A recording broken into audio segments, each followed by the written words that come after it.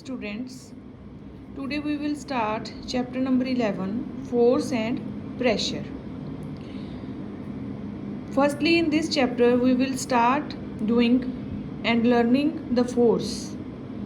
A force is generated when an object pushes or pulls another object. So it can be defined as a pull or push. Every day you move your body all the time, and in doing so you are exerting force.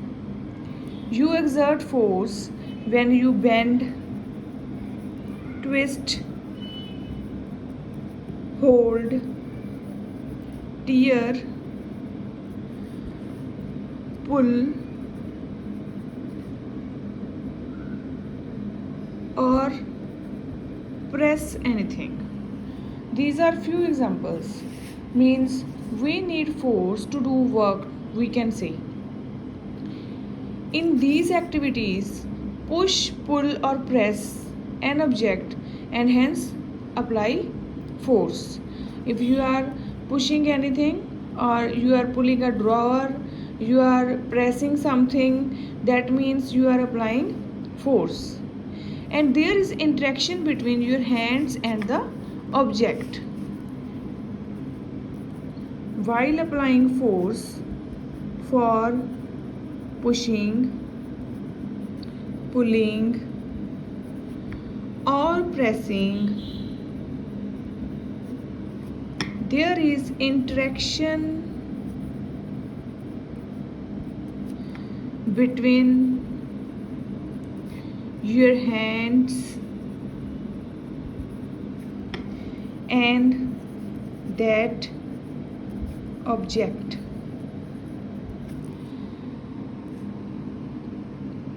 So now what does force do?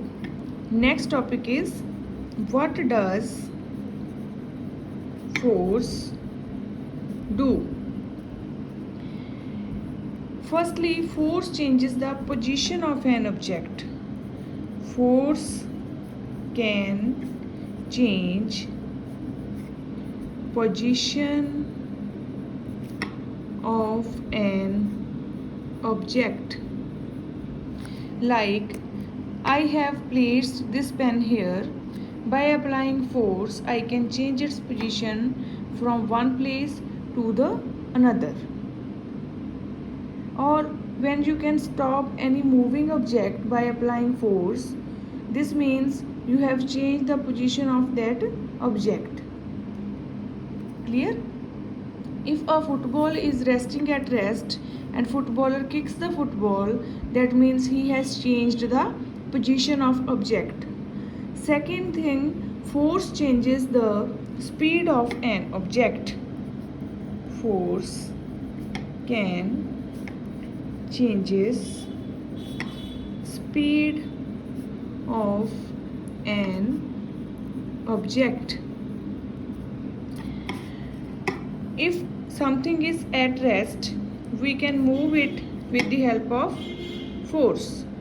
If something is moving slowly, if we apply force in the direction of motion, it will speed up. And we can slow down the moving object too with the help of force. Next thing is force can change direction of an object. Force can change direction of an object. Like when a bowler throws a ball towards the batsman hit the ball with the help of bat, and he has changed the direction of motion of the ball. So by applying the force, we can change the direction of an object.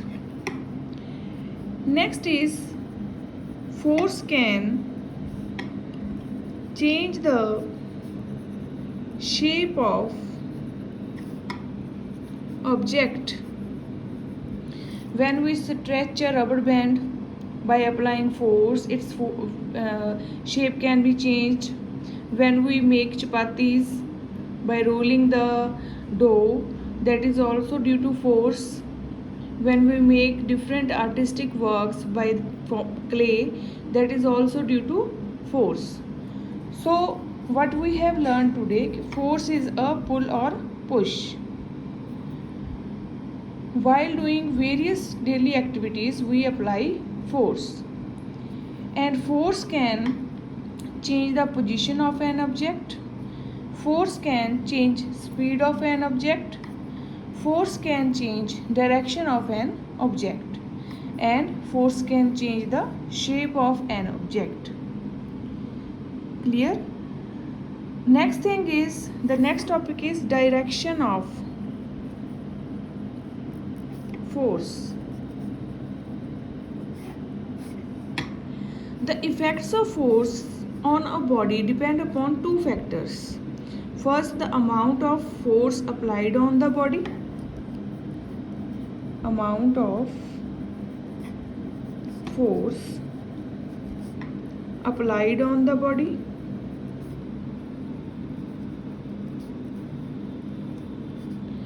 Second, the direction in which the force is applied.